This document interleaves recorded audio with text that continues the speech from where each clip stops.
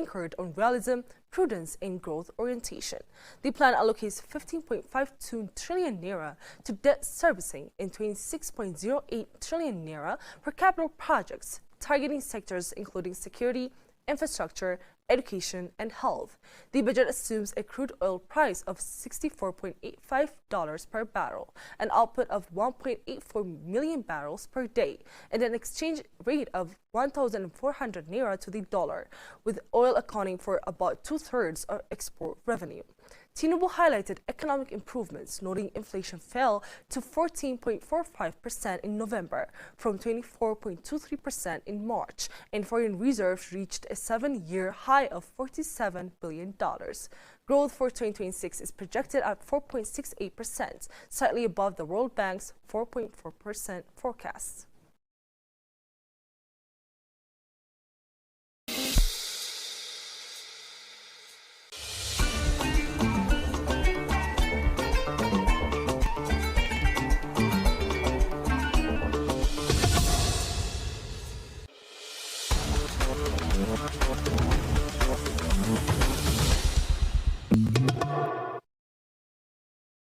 In our sport news, Morocco won the Arab Cup on Thursday night in Qatar, edging Jordan 3-2 after extra time in a tense and dramatic final.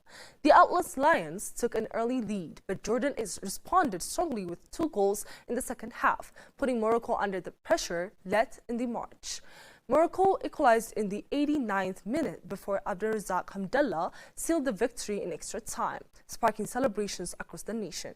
In Rabat, hundreds of fans filled Mohammed V Avenue, celebrating the latest trophy after recent successes in African and youth competitions. Supporters now look ahead with confidence, already setting their sights on Morocco's next challenge, the Africa Cup.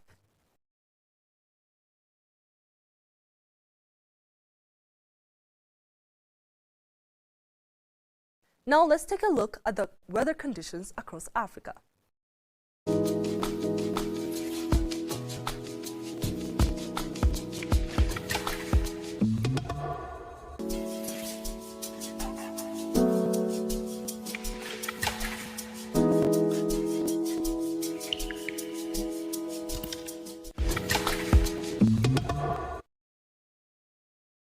That's all for today. Before I conclude, I would like to invite you to watch our weekly program, Editorial, which is coming up next. Thanks for tuning in. Goodbye.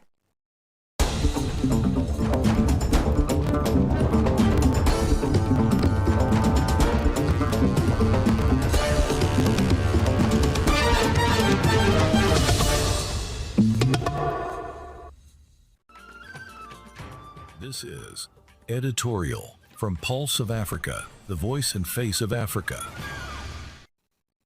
Africa must find its soul, a call to rediscovery and retention. In a time when Western countries face rising xenophobia and anti-immigrant feelings, Africa stands at a crucial crossroads that calls for both reflection and action. The continent, rich in cultural heritage, natural resources, and human talent, continues to struggle with keeping its brightest minds while also rediscovering and honoring its true identity.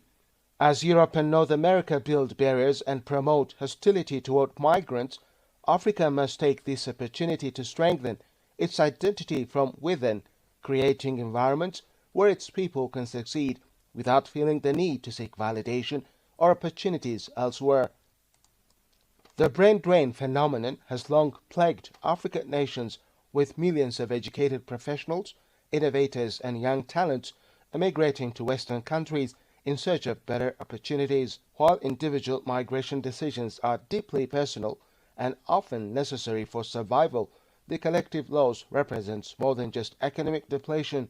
It signifies a disconnection from Africa's inherent potential and cultural essence. The West's current anti-immigrant backlash, characterized by restrictive policies, discriminatory practices, and hostile rhetoric, exposes the fundamental contradiction of societies that benefit from African talent while rejecting African people. For far too long, the West benefited not only from Africa's talent but also its vital resources.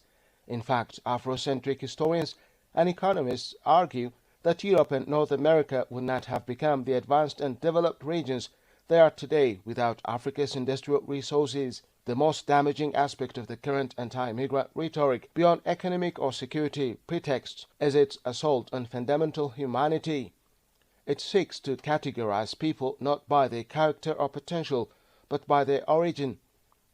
It is sad to hear even top-level officials of the West issuing recklessly damning statements against Africa, a continent disproportionately exploited by them. Such rhetoric dehumanizes the ambitious student seeking opportunity and the skilled workers waiting to make ends meet, reducing them to a monolithic threat. This discourse also legitimizes discrimination and emboldens xenophobia, poisoning the well of civil society. It forgets that the vast majority of those who migrate are driven by the same universal desires that motivated those ancestors from Europe who landed on the soil of America on a boat called the Mayflower in the 17th century. There had been a time when Africa had served as a magnet to people from Europe desiring to settle, and settle they did, and comfortably so, now integrated into the traditionally generous and welcoming societies in many countries in Africa. Be that as it may, current challenges in relation to anti-immigrant sentiment presents Africa with an unprecedented opportunity to reimagine itself as a continent that not only welcomes but actively nurtures its own, creating environments where innovation, creativity, and human dignity can flourish.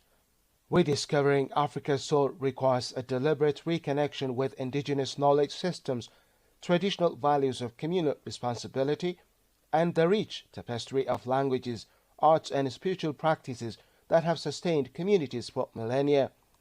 This soul-searching must move beyond romantic nostalgia to embrace dynamic traditions that can adapt to contemporary challenges while maintaining their core authenticity. African nations must invest in cultural institutions, support local artists and storytellers, and ensure that education systems celebrate African contributions to global civilization rather than perpetuating colonial narratives that diminish indigenous wisdom.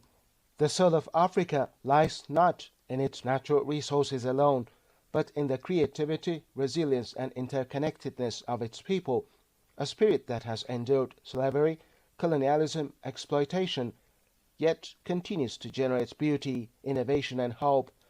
Retention strategies must address the root causes that drive migration: inadequate infrastructure, limited economic opportunities, political instability, and weak institutions. However, retention cannot be merely about preventing departure. It must be about creating compelling reasons to stay and contribute. This means building robust economies that value local expertise, establishing research institutions that compete globally, and fostering governance systems that respect human rights and promote transparency. The current global climate, where Western nations retreat into isolationist policies and anti-immigrant rhetoric, offers Africa a chance to redefine its relationship with diaspora communities while strengthening internal cohesion. Rather than viewing immigration as entirely negative, African nations can leverage diaspora networks for knowledge transfer, investment, and cultural exchange, while simultaneously creating conditions that make staying an attractive choice. This dual approach acknowledges the reality of global mobility while emphasizing the importance of strong roots and local commitment. Africa's rediscovery of its soul must also involve confronting historical trauma and colonial legacies that continue to shape self-perception and limit collective imagination. The continent must move beyond seeing itself primarily through the lens of victimhood or dependency, embracing instead a narrative of agency, innovation, and global contribution. This means celebrating African achievements in science, technology, medicine, and the arts, while building institutions that support continued excellence. It means fostering intra-African cooperation and solidarity rather than competition, recognizing that the continent's strength lies in its diversity and unity. The retention of Africa's people requires more than economic incentives. It demands the creation of societies where individuals can find meaning, purpose, and belonging. This includes addressing gender inequality, promoting inclusive governance, protecting environmental heritage, and ensuring that technological advancement serves human flourishing rather than exploitation. Young Africans in particular need to see their futures being built on the continent with opportunities for creative expression, professional growth, and civic engagement that rival those available abroad. As Western nations struggle with the moral and practical failures of their anti-immigrant policies, Africa has the chance to demonstrate a different path, one that honors both individual freedom and collective responsibility, that celebrates diversity while fostering unity, and that builds prosperity through cooperation rather than exclusion. The continent's soul, rediscovered and nurtured, can become the foundation for a renaissance that retains its people not through coercion but through genuine opportunity and belonging. The time is now for Africa to embrace its destiny as a continent that values, develops, and celebrates its own people, creating a future where migration becomes a choice rather than a necessity, and where the world recognizes Africa not just as a place of origin but as a destination of dreams. Africa's leaders, who assemble twice a year under the African Union umbrella, must take practical measures towards ensuring the interests of Africans are respected, their well-being valued wherever in the world they choose to live. African decision-makers must leverage the continent's resources and talent to compel Europe and the US to respect the rights of Africans and people of African descent. And African leaders must also resolve to provide their citizenry opportunities to grow and thrive, a bit to disincentivize migration at this time when the West has become frantically averse to immigrants. This is Editorial from Pulse of Africa, the voice and face of Africa.